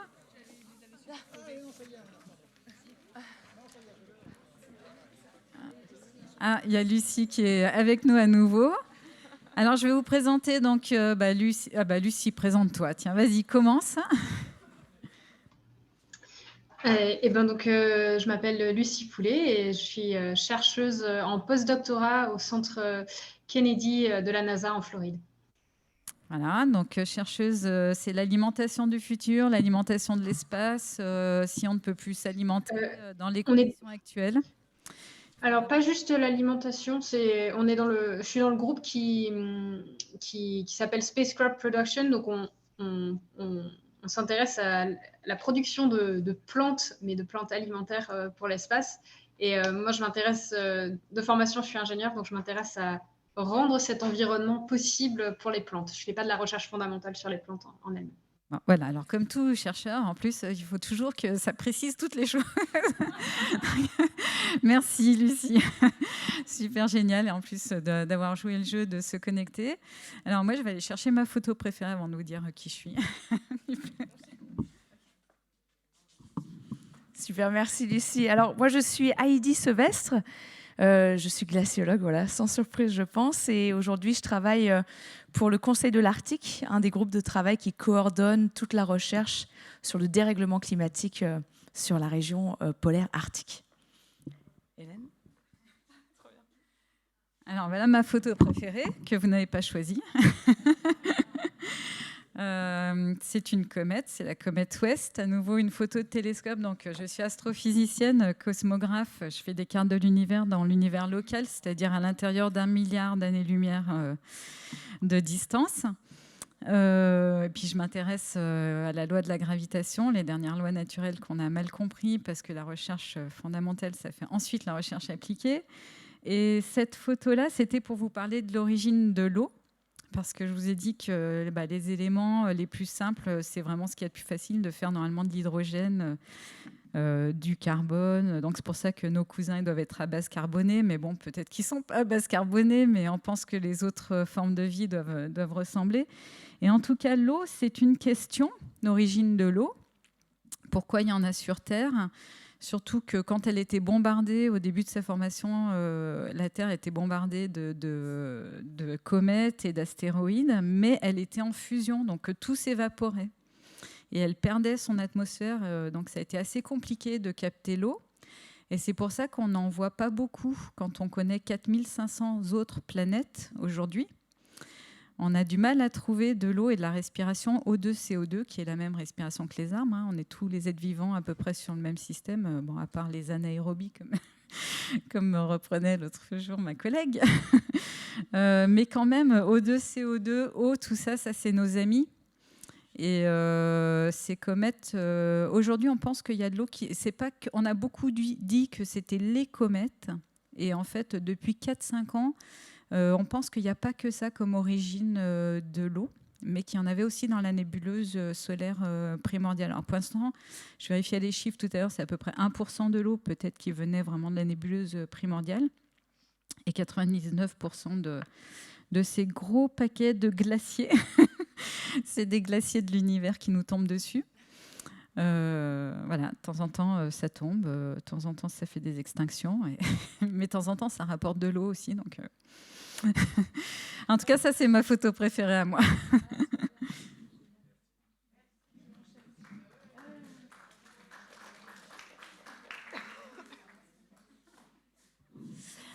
Alors moi je vais quand même vous dire ce que c'était l'odeur des plumes pour ceux qui l'ont senti, ce qu'il y en avait qui sont un petit peu qui étaient moins odorantes. J'aurais dû vous ramener la plume de pétrel géant, ça aurait vraiment pas fait un pli.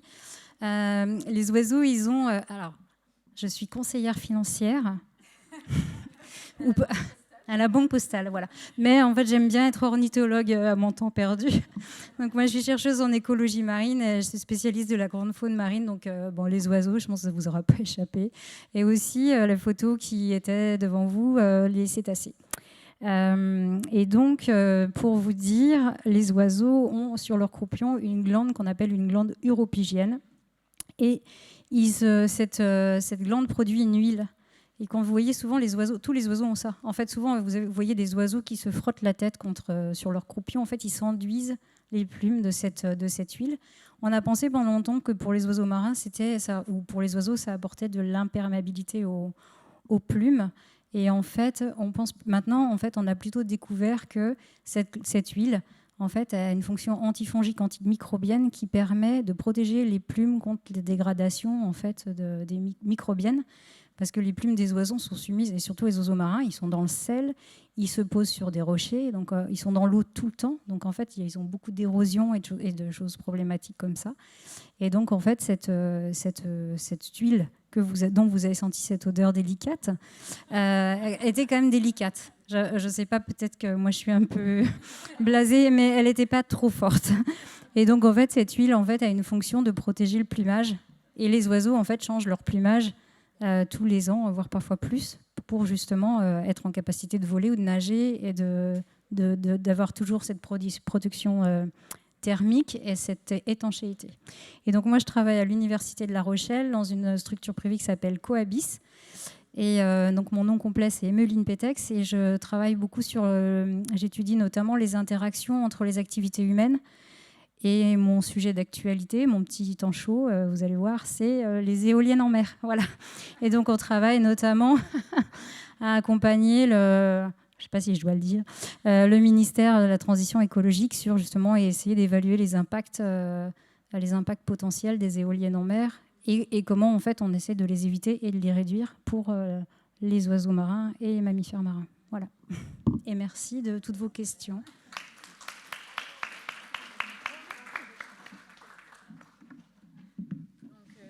Je m'appelle Bérangère Oudou. Je travaille à l'Agence spatiale européenne, donc je viens des Pays-Bas aujourd'hui. Et je travaille spécialement, je suis ingénieure et responsable de projet pour le développement de technologies et d'instrumentation en fait pour la Lune, comme vous avez dû deviner, mais aussi en regard plus large. On n'a pas parlé de Mars aujourd'hui, mais l'idée en effet c'est de placer l'Europe en bonne position avec toute la communauté de chercheurs qu'on a en Europe et la communauté de technologistes et d'industrie qu'on a en Europe, aussi au premier plan des initiatives d'exploration qui sont maintenant beaucoup en coopération à travers le monde.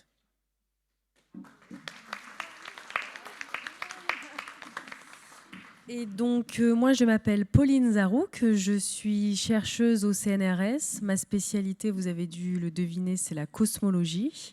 Et donc, je m'intéresse en particulier aux grandes structures de l'univers. Donc, voilà, moi, si vous avez besoin de perdre pied, voilà, le kilomètre, vous en avez marre, faut venir me voir. Moi, je vous fais relativiser tout de suite.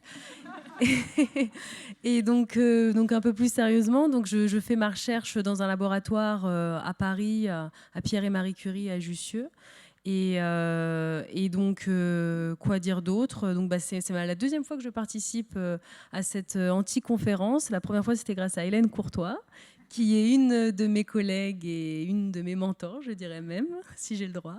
Donc voilà, donc c'était un plaisir et merci beaucoup pour toutes vos questions. Personnellement, j'ai pas d'autre chose à vous dire parce que vous avez posé toutes les questions, vous avez posé des questions sur toutes mes images, donc voilà, je suis contente. Merci, merci à vous.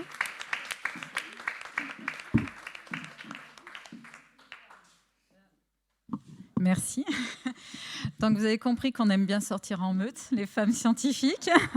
C'est aussi pour dire qu'on n'est pas des exceptions, qu'on encourage toutes les vocations, filles et garçons, à faire de la science pour se faire son point de vue aussi, de se rapporter toujours à des faits. On a des informations factuelles à transmettre. Qu'on a des barres d'erreur, il y a des choses qu'on sait, il y a des choses qu'on ne sait pas, il y a des choses qu'on savait qu'on ne sait plus, c'est-à-dire que finalement c'était faux, c'est pas grave, c'est comme ça qu'on avance.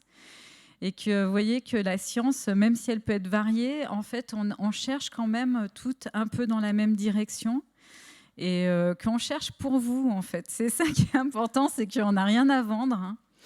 Vraiment rien, et qu'on essaie de grappiller des connaissances et que notre job, c'est 2 phases, grappiller des connaissances de l'univers et deuxième phase, les transmettre aux autres. C'est ça.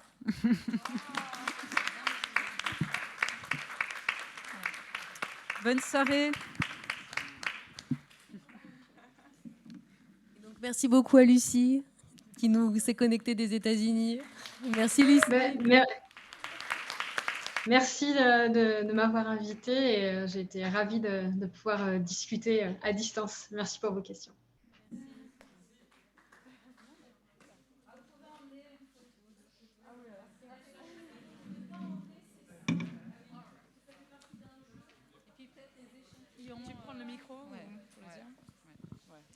Oui, peut-être les échantillons, les objets, ça non, parce que